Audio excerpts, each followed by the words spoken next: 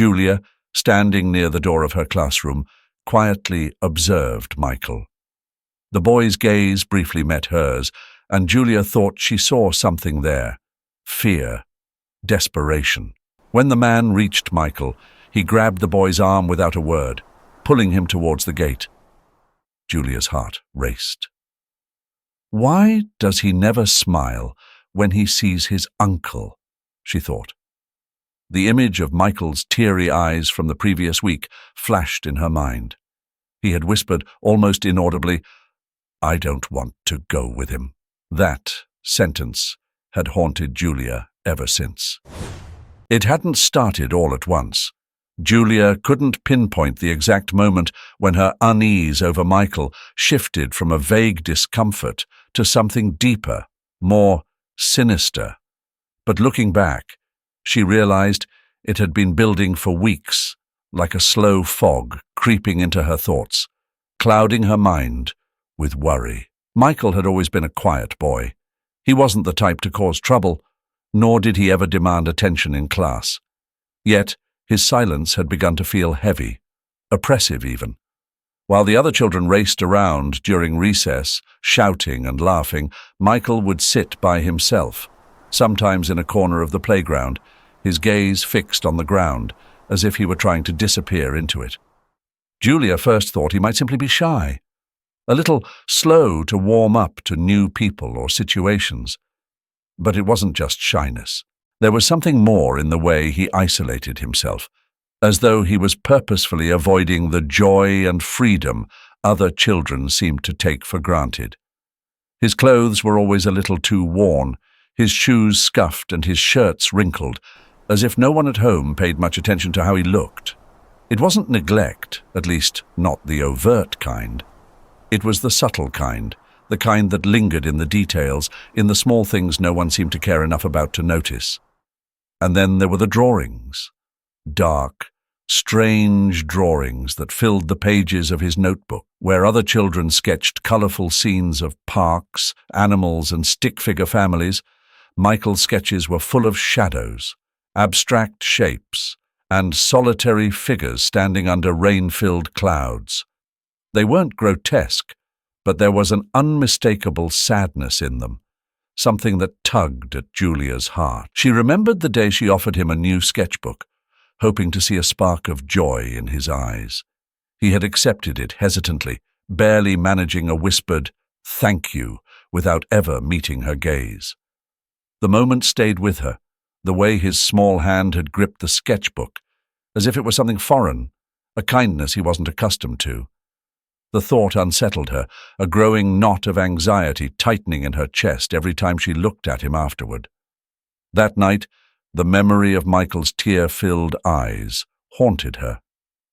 As Julia sat at the kitchen table sipping her tea, her mind wandered back to the scene over and over. When Jonathan walked in, she shared her concerns. "It's not just shyness, John," she had insisted. "There's something wrong. He doesn't want to go home with that man." Jonathan had listened quietly, leaning back in his chair with that easy, confident posture he always had. His real estate business had taken off in the past few years, and with it, his demeanor had changed too. He had become more practical, more focused on the world of business, and less on the subtle nuances of human behavior. "Julia, you're overthinking it," he said calmly.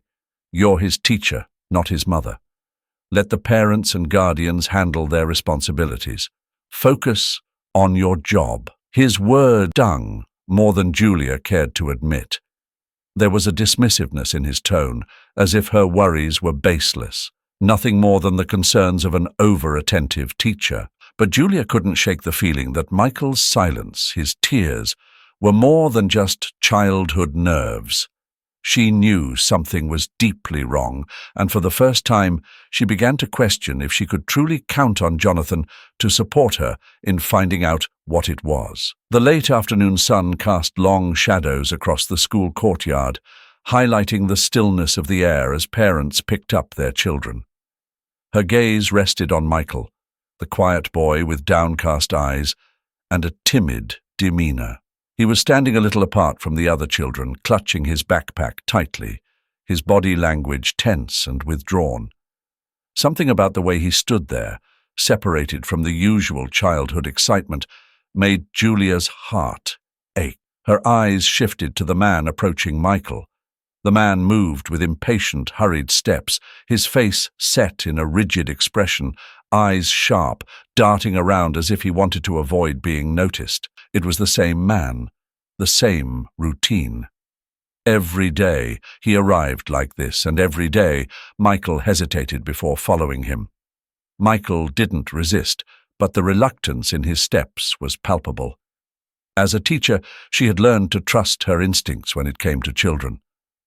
And this instinct, this gnawing sense that something wasn't right, had only grown stronger with each passing day. She knew Michael wasn't like the other children. He rarely spoke, didn't join in on games, and there was always a distant look in his eyes, as though his thoughts were somewhere far away, in a place too dark for a child his age. The next morning, Julia approached Michael during recess. He sat alone on the far edge of the playground, scribbling something in his worn-out notebook, his eyes focused on the ground. Julia crouched beside him, her voice soft, careful not to startle him. "Michael, how are you today?" she asked, hoping to start a conversation. Michael glanced up briefly, then returned to his drawing. "I'm fine," he mumbled, barely audible. Julia wasn't convinced. She pressed on, trying to sound casual. "How's everything at home? Are you happy with your uncle?" There was a pause, a long, heavy pause. Michael's pencil slowed, his hand hesitated over the page. Without looking up, he whispered, "I don't know." Those 3 words sent chills down Julia's spine. It was evasive, yet it spoke volumes. Michael's refusal to open up only deepened her concern. There was something he wasn't saying, and Julia could feel the weight of it pressing down on him. That evening, Julia stayed late at school, poring over student records. Michael's file wasn't thick. He had joined the school a few months ago, just after his parents had died in a tragic accident. But what caught her attention was the absence of a legal guardian. The man who came to pick him up wasn't listed anywhere in the school's documentation. No paperwork, no formal adoption, no legal responsibility. Just a blank space where there should have been a name. The hairs on the back of Julia's neck stood up. She knew there was more to this than met the eye. The next day, Julia made a decision. She couldn't let this rest, not with the growing sense of dread tightening in her chest. After school, when the man came again to pick up Michael, Julia followed. She kept her distance, staying several cars behind, her heart pounding in her chest. The car wound through the city streets, away from the busy center and into a quiet, run-down neighborhood she had never been to. The house they stopped at was old, its paint peeling and windows dark.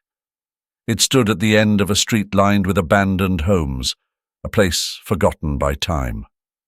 The man pulled Michael out of the car and led him inside without a word. Julia's breath caught in her throat. Something wasn't right. She sat in her car, hands gripping the steering wheel, eyes fixed on the house. It was too quiet, too eerie. And in that silence, Julia knew this was just the beginning. Something terrible was happening behind those walls, and Michael was trapped in the middle of it. Julia had never been one to act impulsively, but this time her instincts screamed for action. The images of Michael's withdrawn, fearful face haunted her. Every day she saw that hesitation in his eyes as his supposed uncle came to collect him. Julia knew something wasn't right, but every time she voiced her concerns, Jonathan was there, calm and composed, to reassure her that it wasn't time to report it yet. "Julia, you need to be careful," he would say, his voice soft but steady. "We don't have enough proof. Reporting it too soon could jeopardize everything." His words made sense on the surface. Jonathan had always been the practical one, the steady hand that balanced out Julia's more intuitive side. She'd leaned on that strength for years, trusting his judgment in situations where hers felt clouded by emotion. But this time, something about his logic felt off. The more she pressed about Michael, the more Jonathan seemed determined to hold her back. One evening, after another failed attempt to engage Michael in conversation, Julia brought up the idea of going to the police again. They sat at the kitchen table, a quiet tension filling the room. The soft hum of the refrigerator seemed louder than usual, and outside the wind was picking up, rattling the windows. "I can't just stand by and do nothing, Jonathan. Something is very wrong. I've seen the way Michael acts, the way he flinches when that man touches him," Julia said, her hands clenched tightly on the table, knuckles white. Jonathan leaned back in his chair, crossing his arms. "I get it, Julia. I really do. But we can't rush this. You know how delicate these situations are. One wrong move, and the entire investigation falls apart. We need solid proof, more than just gut feelings." Julia's heart sank. She had hoped for his support, but instead he was offering his usual calm reasoning. "But we do have proof," she insisted, voice rising. "I've been documenting everything, his behavior, the way that man handles him, the inconsistencies in his records." Jonathan shook his head slowly, almost pityingly. "Julia, what we have isn't enough. I don't want you to get in trouble or be dismissed because you acted too soon. Let's gather more. We need to be sure." His eyes met hers, and for a moment Julia wanted to believe him.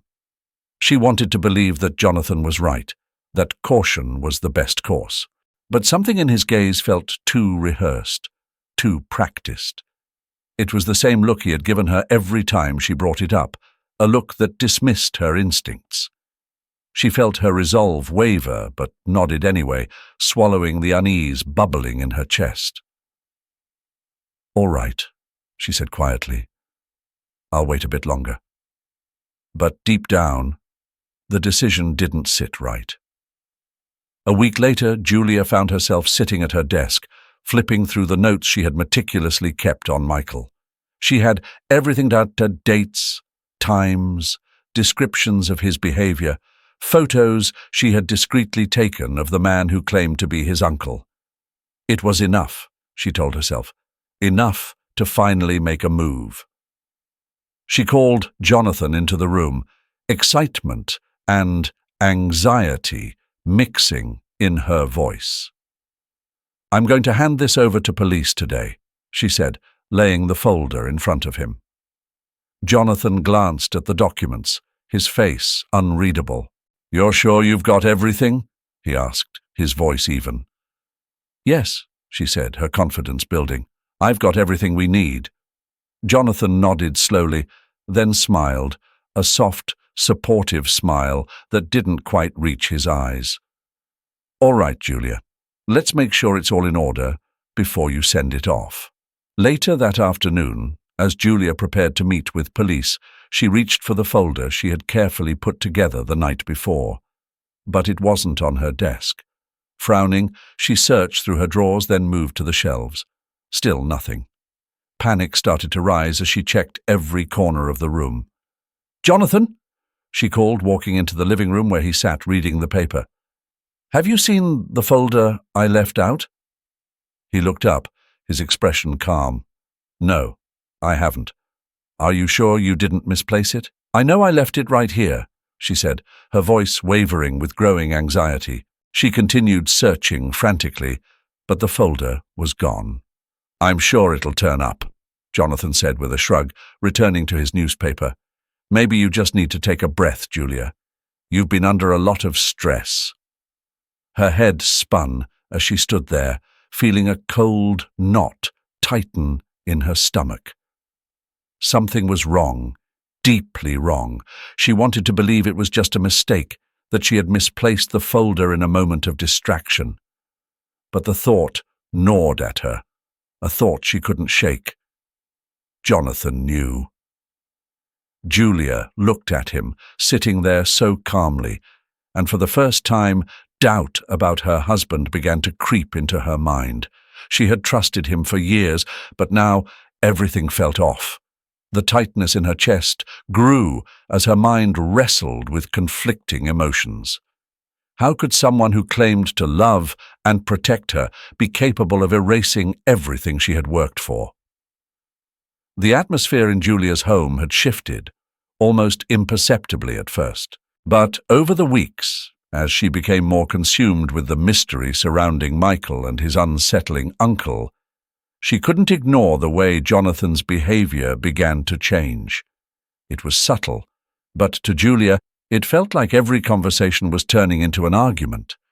Every question she posed was met with deflection. "You need to stop worrying about this, Julia," Jonathan said, his voice tinged with frustration. He was sitting at the kitchen table, flipping through a newspaper, but Julia could tell he wasn't reading a word of it. Julia stood by the stove, staring into the pot of soup she had been absently stirring. She couldn't shake the feeling of dread that had settled in her chest. "I'm not making this up. There's something wrong with Michael's situation, I can feel it." Jonathan's sigh was long and heavy, a sound she had heard too many times lately. He folded the newspaper and stood up, crossing the room to stand beside her. "Julia, you're a teacher, not a detective. Let the professionals handle it when there's something concrete. Until then, you're just going to make things worse." His words felt like a slap, though his tone was calm, almost soothing. And yet Julia sensed the underlying impatience, the quiet dismissal. It wasn't the first time he had urged her to back down, to stop pushing, but what unsettled her most was the way Jonathan had started interjecting just when she was on the verge of taking real action. There had been moments, small but strange moments, where Jonathan had distracted her at critical points. When she had nearly decided to call the police after following Michael's uncle, Jonathan had talked her down, convincing her to wait until they had more proof. When she had found Michael's records, incomplete and raising more questions than answers, Jonathan had suggested they let things be, that perhaps it was just a bureaucratic oversight. But what troubled Julia was the frequency of his interruptions, as though he were deliberately preventing her from getting too far ahead. It wasn't just his words. Jonathan's actions had started to raise suspicions in her mind. He would linger a little too long when she was reviewing notes, or mysteriously misplace the few things she had managed to gather about Michael's background. And then there was the night she had taken photos of the house where Michael's uncle had taken him. By morning, the camera was gone, disappeared as if it had never existed. When she asked Jonathan, he shrugged, telling her she must have misplaced it. But Julia knew better. Something was wrong, and her instincts told her it wasn't just about Michael anymore. It was about Jonathan, too. Desperate for clarity, Julia reached out to someone she hadn't spoken to in years, Mike, her cousin, a seasoned detective with years of experience in cases that had crossed into unsettling territories. She didn't know who else to trust. When Mike agreed to help, he listened quietly to her suspicions, his voice calm and measured when he finally spoke. "You did the right thing calling me, Julia. I'll look into it. Just stay low and don't mention anything to Jonathan yet." Over the following weeks, Mike worked in the shadows, careful to keep Jonathan oblivious to his investigation. He wasn't sure what he would find, but he sensed there was something more beneath the surface. It didn't take long for Mike's hunch to pay off. Jonathan, it seemed, had more than just an ordinary real estate business. As Mike dug into public records, financial statements, and property deals, he discovered inconsistencies, large sums of money moving through various accounts, properties changing hands at suspiciously low prices. Jonathan's company wasn't just flipping homes, it was laundering money, hiding illegal funds behind the facade of real estate. Mike sat back in his office chair, a cold wave washing over him as he stared at the data before him. This was bigger than he had expected. Jonathan wasn't just trying to cover up for Michael's uncle. He was running a much larger operation. But for all his experience, Mike knew he couldn't rush this. The connections between Jonathan's laundering and Michael's situation weren't clear yet, and without solid proof, confronting Jonathan too early could endanger Julia and Michael. Still, Mike couldn't ignore the uneasy feeling creeping up his spine. If Jonathan was involved in something this serious, then Julia was in far greater danger than she realized. He needed to move carefully, too fast, and Jonathan might slip through his fingers. Too slow, and Julia might get caught in something far darker than she imagined. Mike picked up his phone, his voice steady as he left a message for Julia. "We need to talk. I've found something, but you need to be careful. Don't let Jonathan know anything's off. I'm not done yet, but I think he's hiding more than just what's going on with Michael." Mike sat in his car, staring blankly at the documents spread across the passenger seat. His mind, normally sharp and methodical, was struggling to hold on to a single thought. The cold, hard facts he had uncovered about Jonathan should have been enough to consume him. Fraud, embezzlement, a string of shady real estate deals pointing towards something much darker. Yet, every time he tried to focus, his thoughts drifted back to Michael. The boy's pale face, the haunted look in his eyes, his fragile silence. It gnawed at him in a way that no case file ever had. "Focus," Mike muttered to himself, shaking his head as if that would help clear the fog. But it didn't. There was too much at stake now, and the stakes were rising every moment. Michael's safety came first, but Jonathan's shadow loomed large over everything. Julia had called just that morning, her voice low and tense. "We have enough now, Mike. Enough to get Michael out of there." He could hear the weariness in her tone. Julia, too, was being torn apart. Her growing concern for Michael mixed with the slow unraveling of her marriage. She was holding on to hope for the boy, but he could sense that her faith in Jonathan was crumbling. And today, that faith would finally shatter. They met at the police station, Julia clutching a slim folder, her hands trembling ever so slightly. Mike had known her for years, but he had never seen her like this, so fragile, so utterly conflicted. "We've got the legal guardianship papers," Julia said quietly, handing them over. "He's not Michael's guardian. He's not even related to him." Mike took the folder, flipping through it. It was official. The man who had taken Michael in, who was supposed to protect him, had no legal claim over him at all. Worse, Julia had pulled Michael's medical records. The bruises, the undernourishment, it all pointed to abuse, a systematic neglect that had drained the life from the boy. Mike's jaw tightened as he handed the papers to his colleague, Officer Ruiz, who stood beside them. "Get this to the chief," Mike said. "We need to move now." The sense of urgency in the air was palpable. As they waited for the green light to move in on Michael's so-called uncle, Mike could feel Julia shifting beside him, her hands twisting together nervously. She kept glancing at her phone, as if expecting a message from Jonathan, though he had been eerily silent lately.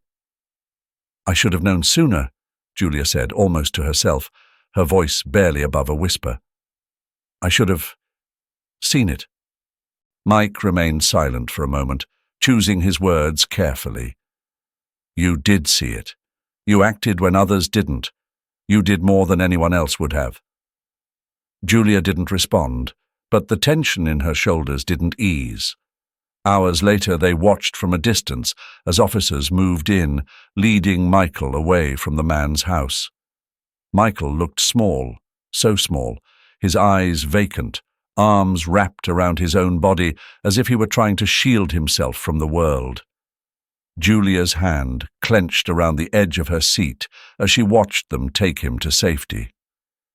"He'll get help now," Mike said quietly, though the reassurance seemed hollow. Michael would be safe, yes, but no amount of therapy could erase what had been done to him. There were deeper wounds that would take a lifetime to heal, but this was only the beginning. Later that evening, after Michael had been placed in a secure facility and the immediate threat was over, Mike and Julia sat across from each other in the dimly lit briefing room. Mike laid out the rest of the findings, the financial records, the connections to an international child trafficking network, and then, finally, the link that tied it all together. Jonathan. Julia's face was unreadable as she listened, her eyes locked onto the papers on the table. Each word Mike spoke seemed to tighten the invisible rope around her, constricting her breath. She didn't interrupt. She didn't ask for clarification. She simply listened, her world slowly crumbling beneath her. When Mike finally laid down the last piece of evidence, the room was so quiet he could hear the ticking of the wall clock. He studied Julia, unsure of what to say. There were no comforting words for this. Jonathan, the man she had shared her life with, was at the heart of a network that trafficked children. The magnitude of his crimes hung in the air, unbearable, undeniable. Julia leaned back, her face pale, her eyes distant. I don't know what to feel," she whispered, her voice cracking at the edges. "How do you reconcile this? The man I thought I knew—" Mike didn't try to answer. There was no reconciling this. No words would ever make this right. He could only watch as Julia wrestled with the realization that she had been living a lie. Her love twisted into a nightmare of betrayal. "I'm going to help you, Julia," Mike said firmly, leaning forward. "But you need to make a decision. Are you ready to see this through, no matter where it leads?" Julia closed her eyes, her breath shaky. There was no easy choice here, no path that wouldn't break something inside her. But she nodded, her voice barely more than a whisper. "I'll do whatever it takes." The house was eerily silent when Julia walked through the door that evening. The familiar creaks of the floor beneath her feet, once a comforting sound, now felt foreign. The air felt heavy, almost suffocating, as if it carried the weight of everything that had been unspoken between them for too long. Jonathan was sitting at the dining table, his back to her, the dim light casting shadows across his figure. He didn't look up when she entered. That in itself was unusual. He always greeted her, always had something to say. But tonight, the silence between them was thick, heavy with the knowledge that Julia now held in her heart. She stood for a moment, watching him. The man she had married, the man she had trusted, now seemed like a stranger sitting in her home. Every detail she'd uncovered, every piece of information Mike had helped her gather, had ripped away the veil of normalcy she once believed in. Julia took a deep breath, her voice steady but firm. "We need to talk." Jonathan's shoulders stiffened slightly, but he didn't turn around. "About what?" His voice was calm, but Julia could hear the undercurrent of tension. "About Michael. About what you've been hiding," she replied, her heart pounding in her chest, but her voice unwavering. Jonathan finally stood up, turning to face her. His expression was unreadable, a mask of calm indifference. "I don't know what you think you've found, Julia, but it's not what you believe." Julia stepped closer, her eyes locking onto his, searching for something, anything, that would make sense of the man standing before her. "I know about the company. I know about the laundering, the real estate deals, and I know you're involved in something much worse than business." Her words hung in the air, sharp and clear. Jonathan's face darkened. He crossed his arms over his chest, his stance hardening. "You don't understand. You're overreacting. It's just business, Julia." "Business?" she repeated, incredulous. "Is that what you call trafficking children? Using your company as a cover for something so vile?" He didn't answer immediately. For a moment, Julia saw something flicker in his eyes, fear, maybe even regret, but it was gone as quickly as it appeared. His mask of composure slipped back into place. "You don't know what you're talking about," he said coldly. "This isn't some crime movie. It's complicated, but it's not what you think." Julia's anger flared, her voice rising despite her efforts to stay calm. "Not what I think. Michael was in danger, Jonathan. He's in danger because of you. Do you even care?" Jonathan slammed his hand on the table, his patience visibly thinning. "Of course I care. I've been trying to protect you from this mess, to keep you out of it." "Protect me?" Julia's voice trembled now with disbelief and rage. "You've been lying to me for years. All of this deception for what? Money? Power? I don't even know who you are anymore." Jonathan's face twisted, his calm facade finally crumbling. "You don't understand the world I'm in. You think it's black and white, but it's not. You think I had a choice?" "You always had a choice," Julia shot back, her voice thick with emotion. "And you chose this. You chose this life. And now you've dragged me into it. You've dragged Michael into it." Jonathan stared at her, the tension between them crackling like static. For a brief moment, Julia thought he might break down, that maybe, just maybe, there was still a trace of the man she once loved hidden beneath the layers of deceit. But then his jaw tightened, and the coldness returned to his eyes. "Do you think your little detective friend can do anything about this?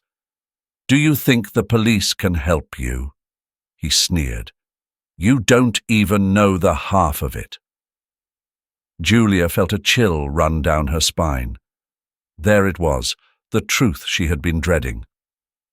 Jonathan wasn't just involved. He was deep in it, deeper than she had feared. At that moment, Julia heard a knock on the door, sharp and urgent. It was Mike. She hadn't realized how tense she'd been until she saw him standing there, his presence a lifeline in the chaos of her unraveling world. "We're ready," Mike said quietly, his eyes flicking to Jonathan, the tension in the room palpable. Jonathan's gaze darkened as he realized what was happening. "You're making a mistake," he muttered, but the confidence had drained from his voice. His body stiffened as Mike's team moved in behind him. Julia stepped back, her breath shallow, as she watched Jonathan get handcuffed. The man who had once been her husband, the man she thought she knew, now reduced to a criminal being led away by the authorities. The weight of it all pressed down on her, threatening to crush her. She didn't cry. Not yet. But as the door closed behind them, the silence that followed was overwhelming, heavy with the realization that everything she had believed in was now shattered. The rain tapped softly against the window, a steady rhythm that seemed to echo the quiet chaos in Julia's mind. It had been a week since Jonathan's arrest, and the world around her had shifted in ways she never imagined. Her home, once a place of warmth and safety, now felt like an empty shell, cold, hollow, haunted by the weight of betrayal. She sat at the kitchen table, staring at the empty cup in her hands, its warmth long gone. The headlines had painted her as a hero. "Teacher uncovers child trafficking ring. Brave educator saves boy from cruel fate." But none of it felt real to Julia. The world saw her as someone who had fought for justice, but inside she was torn apart. The truth of what Jonathan had done still gripped her heart like a vice, making it hard to breathe. The thought of him, the man she had loved, trusted, being behind so much darkness, was unbearable.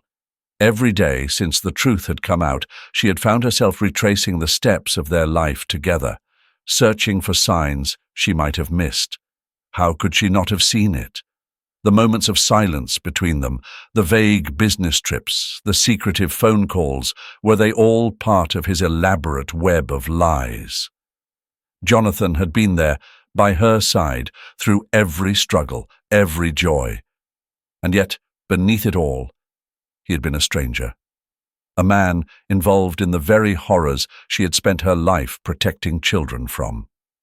The irony was suffocating. Julia's fingers tightened around the cup, and she felt the sting of tears she hadn't allowed herself to shed. She couldn't afford to break down. Not now. Not when there was still so much at stake. The knock on the door broke the silence. Julia blinked, setting the cup down with a soft clink. For a moment, she hesitated, unsure if she was ready to face anyone, but she knew who it was. Mike stood at the door, his coat damp from the rain, a solemn look in his eyes. He had been her steady presence throughout the past week, always there when the weight of everything threatened to overwhelm her. Julia opened the door wider, stepping aside to let him in. "How are you holding up?" Mike asked gently, his voice calm but filled with concern. Julia shrugged, forcing a small smile that didn't quite reach her eyes. "I'm managing." Mike gave her a nod, but the tension in the room was palpable. He knew, better than anyone, what she was going through. He had seen the worst of it, the arrest, the fallout, the shattered life she was now piecing back together. "You don't have to be strong all the time, Julia," he said, his gaze steady as he spoke. "It's okay to feel this, to grieve."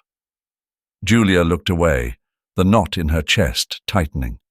"It's not just grief," she said quietly. "It's guilt. How could I have been so blind? I shared my life with him. I trusted him." "You didn't know," Mike replied firmly, taking a step closer. "You couldn't have known. People like him, they hide who they are. They deceive everyone around them. It's not your fault." Julia bit her lip, her eyes finally meeting his. She wanted to believe him, to let go of the crushing guilt that had settled deep in her bones. But the truth was, the wounds Jonathan had left would take much longer to heal. Mike sat down across from her, pulling out a small folder from his coat. "I'm still working on the rest of the case," he said, changing the subject slightly, giving her space. "There's more to uncover, more people involved, but we'll get them. Every last one." Julia nodded, appreciating the shift in focus. The investigation wasn't over yet, and despite everything, she still had a role to play. She had helped bring down Jonathan's network, but there were others out there, others like him. And that thought gave her purpose, something she desperately needed right now. "You've been incredible through all of this," Mike added after a moment, his tone softer now. "You've done more than anyone could have asked." Julia shook her head, a bitter smile forming on her lips. "I'm not a hero, Mike. I did what I had to do." But even as she said it, Julia knew the truth was more complicated. She wasn't the person the media made her out to be, but she had fought for Michael, for the other children still trapped in the nightmare Jonathan had created. And maybe that was enough for now. Mike stood up, placing the folder on the table. "If you ever need anything, I'm just a call away." Julia watched him leave, the rain still tapping against the window. The pain of Jonathan's betrayal would never fully fade, she knew that. But in the midst of it all, there was a flicker of something else. A quiet resolve. The world had changed. Her life had been turned upside down. But one thing remained. The fight wasn't over, and Julia wasn't done yet. The room where Michael now stayed was small but filled with light. The curtains, soft beige, swayed gently by the window, catching the breeze from outside. It was quiet here, peaceful in a way that felt far removed from the darkness that had once surrounded his life. The home, nestled in a quiet neighborhood, had become a safe haven for him, offering the comfort he had long been deprived of. For the first time in what seemed like forever, Michael could breathe without fear. Julia visited regularly, always careful not to overwhelm him. She had learned that trust, once broken, took time to rebuild, especially for someone like Michael, whose world had been shattered in so many ways. Each visit was small, deliberate, meant to nurture, not rush. She would sit by his side, sometimes speaking, sometimes just letting the silence do the work. And little by little, she could see the changes. At first, he barely looked at her. His eyes stayed fixed on the floor, on his hands, anywhere but her face. There was a weight in his silence, a heaviness that pulled down even the simplest of gestures. But slowly, that began to change. His gaze would flicker toward her, not lingering, but curious. His hands, once clenched into tight fists, now rested a little looser in his lap. It was the small things Julia noticed, subtle, almost imperceptible shifts that spoke volumes. One afternoon, as the sun streamed through the window, Julia brought him a book, an old favorite from her own childhood, a collection of simple stories. "I thought you might like this," she said softly, holding it out for him. Michael hesitated, eyes darting toward the book. For a moment Julia thought he would turn away like he had so many times before, but instead he reached out, taking it from her hands. "Thank you," he whispered, his voice quiet but clear. It was the first time he had spoken to her without prompting, and Julia's heart swelled with cautious hope. The therapists had warned her that recovery would be slow, painfully so. "There's no rushing this," they had said. "He's been through more than any child should ever have to bear. Trust the process." And Julia did trust it, even when it felt like progress was almost non-existent. But now, sitting beside him as he carefully thumbed through the pages of the book, she could see the beginnings of something fragile and new. Michael was starting to emerge from the shell he had retreated into. Weeks passed, and the changes, though still slow, became undeniable. Michael no longer shied away when people approached him. He spoke more, not much, but enough to show that the walls around him were beginning to crumble. The nightmares, once constant and all-consuming, had begun to fade. Julia would sometimes find him in the garden, standing quietly, eyes closed, feeling the warmth of the sun on his face. It was a simple thing, but to Julia it was everything. He was learning to live again, even if he didn't fully understand it yet. As for Julia, she had thrown herself fully into helping Michael heal. Every visit, every conversation was a step toward his recovery, but it was also a balm for her own soul. She had been haunted by her role in everything that had happened, haunted by the fact that she hadn't acted sooner, that she hadn't seen the signs early enough. But now, in these moments of quiet progress, she allowed herself to believe that maybe, just maybe, she had done something right. One afternoon, while they sat together in the quiet of his room, Michael looked up at her, his eyes steady for the first time. "Do you think things will ever be normal again?" he asked, his voice steady, but laced with the weight of his past. Julia paused, considering her words carefully. "I don't know if things will ever be the same as they were before," she said gently. "But I think you'll find a new kind of normal. A different kind of peace. And I'll be here, every step of the way, to help you find it." Michael didn't respond immediately. He turned his gaze back to the book on his lap, fingers tracing the edge of the pages. "I'd like that," he said after a while, his voice soft but sincere. Julia smiled, her heart full but still cautious. There was still a long road ahead, one filled with challenges and uncertainties. But for now, in this moment, there was hope. A quiet, steady hope that things could get better, that Michael could heal. And that was enough. For now, that was enough. The world felt quieter now, though not in a way that brought peace. Julia sat by the window, her gaze drifting over the street below, the evening light casting long, soft shadows across the road.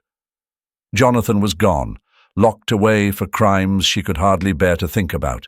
The sting of betrayal still hung in the air, an invisible presence that refused to leave.